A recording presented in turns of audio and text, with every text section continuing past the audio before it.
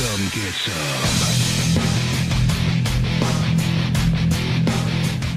Hello and welcome back to DO Gaming, where I do games, and today we're taking a little look at Salt and Sanctuary for the PlayStation 4. I meant to do this on Halloween, but I hadn't got the channel sorted out by then, so I didn't, so I'm doing it now. Yeah. This was released in 2016 by Scar Studios. They're only a small development team, like a husband and wife team. They're tiny, but they're very, very good. They had some good games on the Xbox 360 that I really liked. There was Dishwasher Dead Samurai and Vampire Smile. If you've not played those, I'd recommend those. They have the similar art style. They have a very distinct art style that's very much theirs. I'm on New Game Plus. I usually start games at the very start when I show you this, but I've played a lot of this, so I'm gonna jump in here. Because it's New Game Plus, I'm still very near the start. There's basically an intro scene you've missed, which is, well, you're on a boat and it's... I've played a lot of games that have opened with boats sinking recently. There's Summoner 2, Ys 8, I'm pretty sure Skies of Arcadia had tons of them. I wonder how many games there are which just open with a boat sinking. There's that weird ring one on the PlayStation. I'm babbling. Right, this is it. This is a game you get. It's a platformer, but it's a Soulsy platformer. I don't like using the Souls-like thing because everyone says Souls-like, but it is a Souls-like. It's not so much they've stolen stuff from Souls as they've written a love letter to the fact they like those games. I played this a little bit late because I didn't play this until the Vita version. Oh yeah, FYI, if you own the version for PS4 or Vita, it's cross-buy. You own it for both. So I bought this at launch in like 2016. It came out for the PS4. Played it for about 20 minutes, didn't get it, didn't play it again. Now, I'd not played any Souls games at the time. Oh, I mean, I still haven't. I've played Bloodborne and Symphony of the Night now. But I hadn't then, so I just didn't get it. But I've since played those, and when this released for the Vita, I was like working night shifts. And I was just playing anything I could get my hands on. I decided to have another go at it, and I got it, and not only I got it, I couldn't put it down. Like... This is just a very, very, very, very, very good game. I mean, it looks... Look at it. Look at it. Look how good that looks. Very fucking pretty. I'm going to switch these motherfuckers. That one. Good day. I just turned him into mulch. Whee! Right, I got a bit ahead of myself and started running off up hills. I wanted to show you this place first. This is a sanctuary. It's a bit like a bonfire, except you can deck it out with people. You see these guys? You find idols as you... Oh, well, I'll show you. You find idols as you're travelling around, and idols will summon different people. So if you go to make offering, there you go, I can have summon a stone merchant, a stone blacksmith, and, you know, depending on what you need, if you're playing a magic class, because there are lots of different classes, and you can mix them all up, and, you know, there's a lot of customization. And, yeah, so you just deck out places with what you need. This is a pedestal where you put the idol of your faction, or like the relic of your faction, and then it becomes part of your... There are different factions, and choosing them will give you different bonuses and different perks and all sorts of awesome... From here, if you interact with your idol in one of your sanctuaries, you can level up, which I can do now. So yeah, I've got enough salt. You collect salt like you collect souls. If you know those games, you know this game. And when you've got enough, boom, and that gives you a skill point. A skill point you can spend on the skill tree, or tree of skills. I've gone for sort of strength and wisdom build. Wisdom's like buffs, so, you know, holy stuff like that, and making your weapons more powerful and you more armoured. I've gone for quite a heavy build because I wanted to wear some cool armour, and I wanted to use a big hammer while still being able to roll. If you over-encumber yourself, you won't be able to dodge roll as quickly, and then that can become a problem in boss fights, and you have to sort of weigh off how quickly you want to move against how much armour you want, so how often you get hit to how much of a hit you can take. La-di-da-di-da, you have dexterity, which is another attack perk like strength. I've not really delved into that. I've gone mostly strength and wisdom. And on my other build, on my Vita game, I've gone complete strength, just like pure strength. Willpower is stamina, so that'll up your stamina meter. Using holy abilities or wisdom abilities will use a stamina meter. You can also use magic, which is like casting spells and things in a more aggressive. So you can take like a warlocky role. I've not done that yet, but that has got the highest DPS in the game. If you're interested in that sort of thing, you can also specialize in different weapons. Like if you go in two-handed. What's that one there? Two-handed mace fighter. Then you can have two-handed maces, and the further up that skill tree you go, the higher level maces you can equip and use, basically. And weapons. Weapons have a base class. So you've got your that's a class 1 axe, that's a class 3. Class 3s, I think it goes up to 5, and they're like the best, generally speaking. There are some exceptions to the rule, like my big hammer's a class 3, but it does the most damage in the game. Yeah. You can then level your favourite individual weapons up on top of that. Well, like where it says Obsidian Pillar there, next to the big hammer I use, it says 7 next to it. That means it's maxed out. That's the highest level you can get to. And you do that at your blacksmith. I don't want to babble too much about the technicalities of the game because there's a lot. Like, I could talk for a long time. I just sort of want to show you. So this is very early on in the game. Literally, we've just got here. There's a few zombies who aren't that, that threatening to squish. The combat's fairly straightforward. There's a few subtleties. Squares, light attack. Triangles, heavy attack. Some of them chain together. Depending on what weapon you get, they chain together in different ways. There's 1- and 2-handed weapons, and those are actual people that died. There is a bit of the soulsy... there's bottles that people can leave. So people can leave messages. You can find that'll tell you to, jump off cliffs, and you'll die, and it'll be like, ha ha ha, bastard. There, people have actually died in this area. Which is... kind of cool, I guess. It doesn't serve any purpose other than it's just a cool thing. I like that attention to detail. Squish. There are certain things you can do other than just flail. I'm just going to kill these archers real quick because they can be a bit of a problem. You can block if you've got like shields and things, and that this will slightly block. But you can also parry. Parried. And squish, and then you can do like a glory kill, which is good. Parrying is hard, and it's not always recommended, but there are some enemies that it makes them so much easier because they've got like a big wind up so you can see it coming, and you need to know some enemies you can't parry. A lot of the bosses you can't parry, so that's worth bearing in mind. There's a lot of trial and error. This game, as I said, it is based upon the sort of Souls game, so it's very boss heavy. Oh, you died the hardest. So it's, very boss heavy. The bosses is where this game really shines. For you in particular. And I'm going to try and get you to the first one. Maybe 2 today, but definitely the first one. Assuming I can get past it. So I can sort of show you how they work. And I just kind of want to kill one. Yeah, if you don't want spoilers about how you can build your characters up later on, then... you're watching the wrong video. Like, this isn't starting from scratch. This is early game, but I wanted to show you, like... how good it gets when you've had a bit of a play. Also, I like to play through games before I show you them, and this seemed like a good opportunity to show off what my character build. I'm also making this video because I just sort of wanted to raise awareness. This is still quite a niche little title, and more people need to play it. These, by the way, are like temporary sanctuaries. They'll heal you, and the enemies reset every time you go to one of these things and use it. It resets all the enemies. So again, Dark Soulsy, worth remembering. You can't do anything at these, but they dot them around like areas when they know you've been at it for a while and you don't want to get reset all the way back. The level design is fantastic, like the way it all intertwines together, and the amount of variety they've managed to just wedge in here, from like the underground caverns to the castles to the torture chambers to the It's all very desolate, but all very awesome. These candles, if you see these little candle things, it means a boss fight's coming up.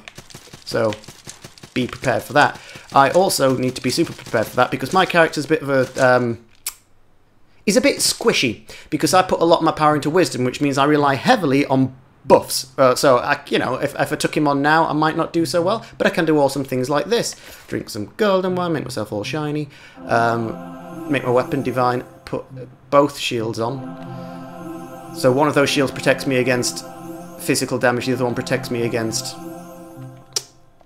magical damage, which this guy can do a little bit of. This is the first proper boss you meet in the game. It's the Sodding Knight. The first time I fought him, he killed me so many sodding times. This time I'm hoping it'll be a little easier. Oh yeah, he took some damage there. The more you damage him, the more they mix the moveset up. Oi! There we go. Yeah, I've got to be careful. He might actually need to heal. You can stun them after so many hits, so it's worth remembering how many times you've hit them. Oh, that looked awesome. It is not usually that easy. These games are Souls-like, so the bosses are usually very, very hard, and it requires remembering skill patterns and things, but I know that guy's weak to like Strike and Holy, and I was already ready for him. I also put the right rings on. See, one ring protects me from slashing damage, which is what he does, and one protects me from electrical damage, which you saw is what he does. So if anything, I was over-prepared for him, but he is one of the easier ones. He's not at first, but he is one of the easier ones overall. So, where do we go from here? Right, we've got a key now, I believe. Now we've killed him, so we can progress to the next area if we so doth so wish so. I will open the way, but I'm not going to go all the way back just yet, because I want to go and level up. Because if I die, cock and balls, and like I nearly did then, if I die, I lose all my salt. And you have to go back to where you lost it to pick it back up. And if you die before you get back there, you lose it forever. So when you've got a lot, cash it in. Cash it in because you need it to level up. It's your lifeblood. It really, really, really is. Whee!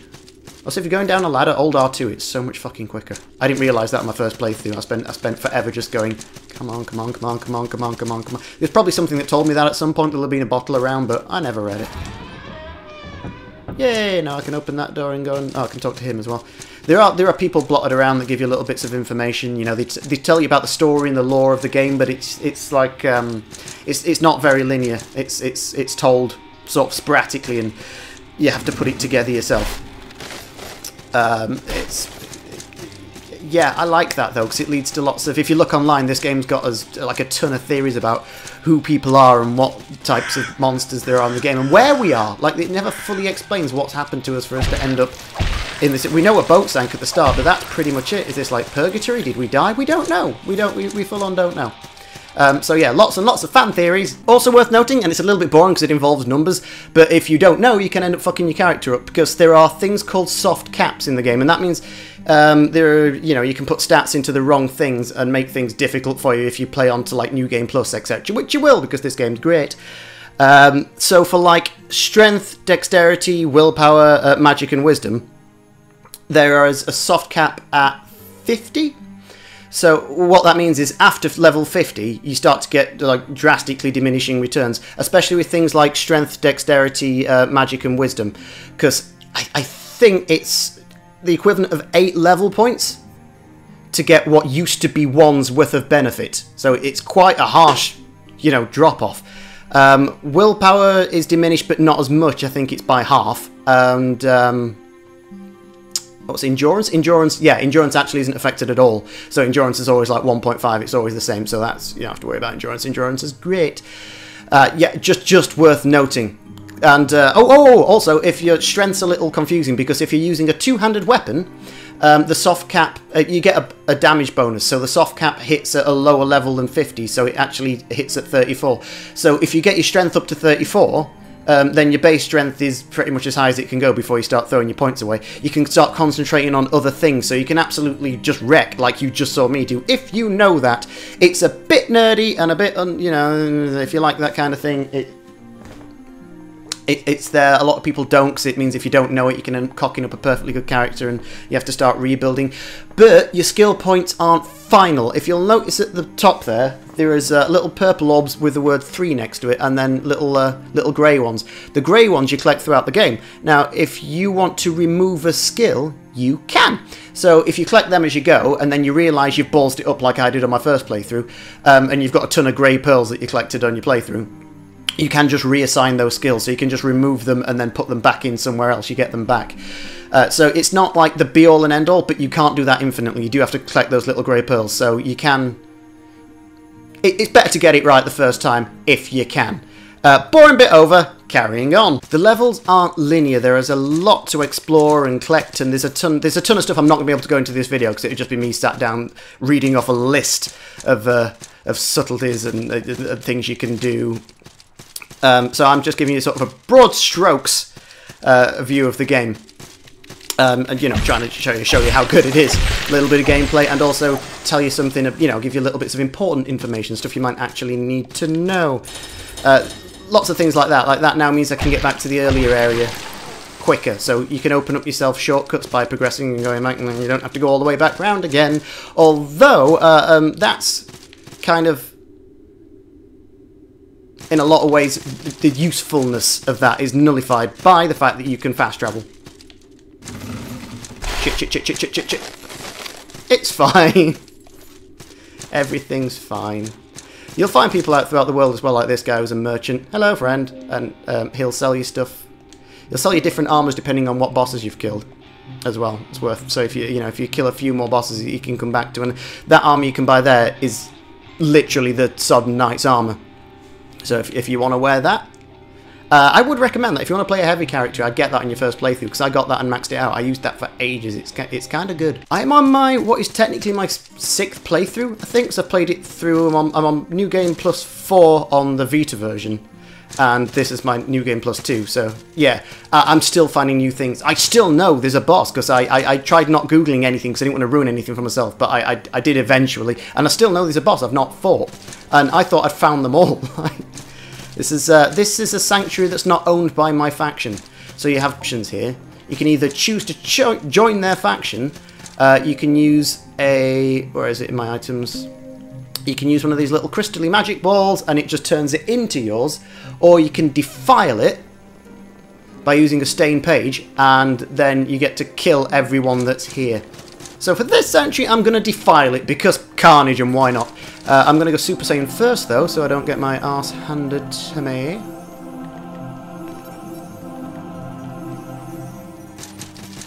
And there we go. Desecrate Sanctuary.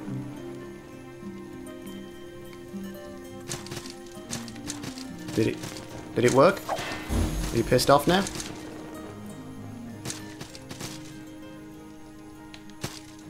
Okay, usually they get really angry and there's like a fight now, but nothing's happened.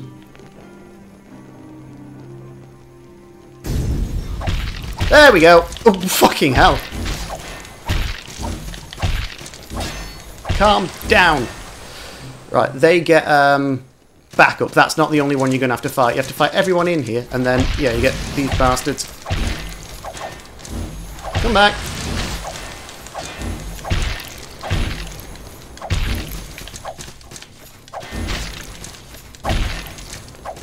I could do with holy magic. Fuck you.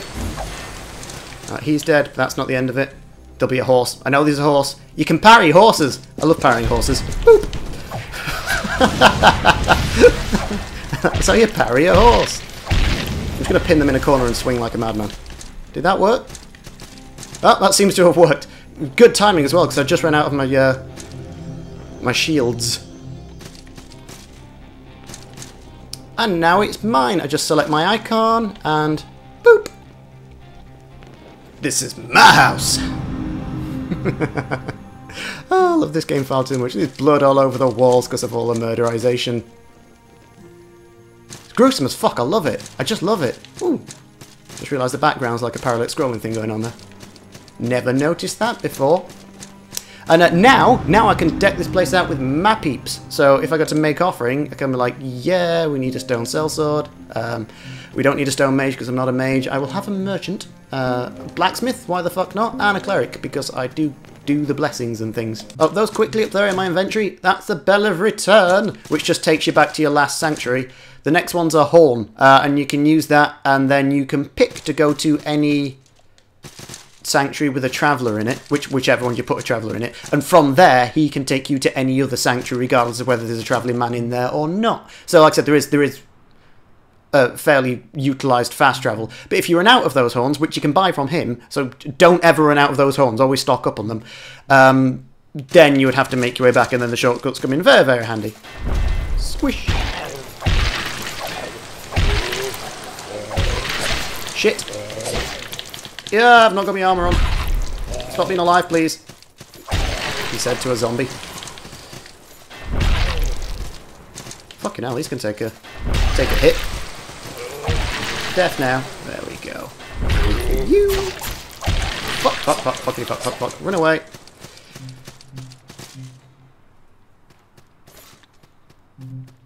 Oh, he's keen. Good dodge.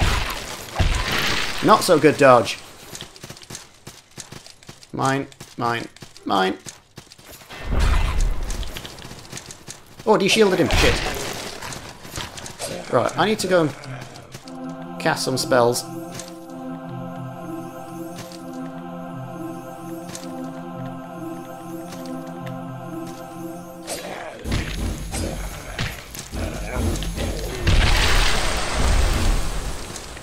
Fucking love those little baubles.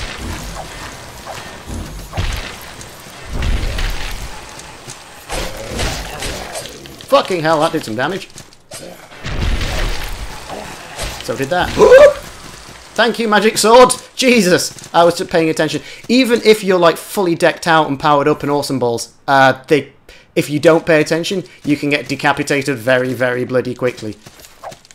Shit. Oh, nearly forgot to mention, this guy, if you make one of him, you can hire a sellsword and then someone else can play. So another real person. So you can play this game local co-op. You can't just play it off the bat. You have to have one of those dudes. But when you do, although there is an idol you can use to get one of him, and when you start the game you get an option of options of a few items. Pick that and you can do it from the very first Sanctuary.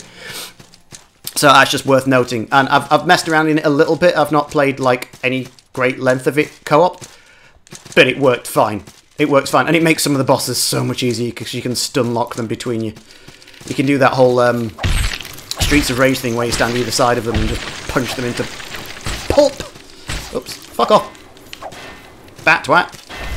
Ooh, that was close. Forgot to mention, there are traps in places, and they fucking decimate you, some of them.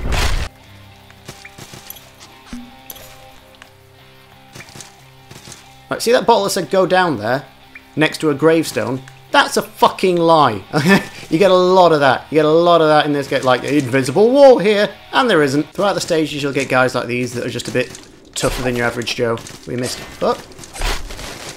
Try it again. Come at me, bro. Nope.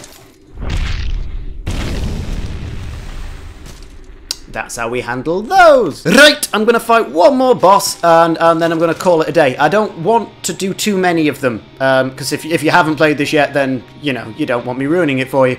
There are a lot of them, though, so I could probably get away with doing a fair few more. If you want me to do, a full playthrough, a Let's Play episodically, then I will, but as of now, I just wanted to get a video out there to raise awareness of this game, because more people need to play it, so they'll make more of them, or at least they'll make more games. I assume they're going to make more games. I want them to make more games. I really like them. The Queen of Smiles. Oh, she's actually the background on my phone. Right, I could have dodged that. I just chose not to because she's getting wrecked anyway. I wonder if you can parry the Queen of Smiles. I've never actually tried. Nope, you cannot parry that. Jesus. Yeah, you've got some range in you, but I'm just a fucking tank. Hoo-yah! I don't know why I'm so proud. I'm OP, and she is also one of the easier bosses. I would argue she's easier than the sodding knight. But she looks very cool, and I like that. I like that a lot. Got all the dead bodies in the background. You know, I never really take the time to stop and just look at these enough. That is grim. That is grim and gorgeous. So again, could carry straight on, find the next area. Not going to use one of my magic bugles. Where is it? There we go. And GTFO. We will go, yes, we will go to the Shivering Shrine. As you've probably guessed by now, I fucking love this game. I couldn't recommend it enough. I know a lot of people won't like me saying this because I've only recently played Bloodborne. I've had as much fun with this, and this is my go back to game. I put about 100 hours into Bloodborne, but I just keep coming back to this. I did that all in one go, by the way. I don't go back to it that often. This is just something I keep picking up, especially since it's on my Vita as well. I just keep picking up, kill a few bosses, progress a little bit, and I can get through the game in a few hours now, whereas when I first started I think it took about 20. So yeah, there's a lot of replay value, and I just like everything about it, from the art design to the controls are perfect. The sound is spot on as well. The morbid music that ramps up at just the right time. I can't. It's fantastic. From a two-person team, this is unbelievable. I'm going to go and spend all my hard-earned level points now. And while I'm doing that, I'm going to say like and subscribe, because that's mandatory. Comments below if you have any opinions or, you requests. let me know. I'm always open to suggestions. And thank you for watching. I'll see you next time. Some get some.